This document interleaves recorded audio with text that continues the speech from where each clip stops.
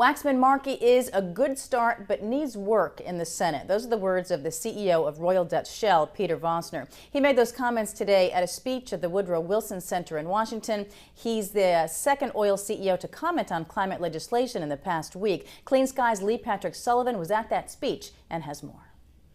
Well, it was at this same podium back in January here at the Wilson Center where the head of ExxonMobil, Rex Tillerson, called for a straight carbon tax over cap and trade.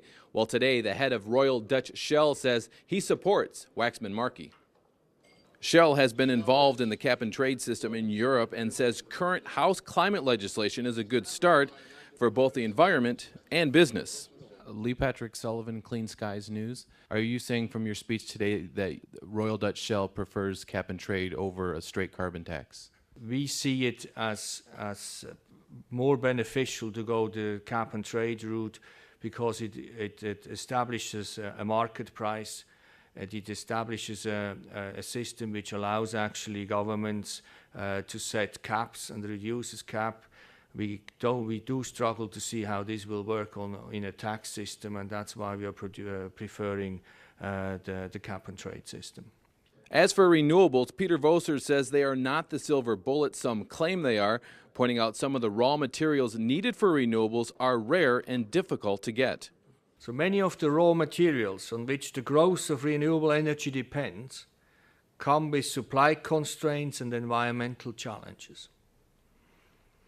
For instance, the lithium that's used in batteries in electric vehicles can currently only be produced easily in a very few places on Earth, often through the use of toxic chemicals. The wind industry needs neodymium for magnets in the turbines. Neodymium is a rare earth metal. While abundant in the Earth's crust, bigger concentrations are rare and difficult to produce in environmentally friendly ways. Vosner says to combat climate change, Shell is betting on natural gas, which he says will be 50% of Shell's core business by the year 2012. This is not merely a shift in our portfolio.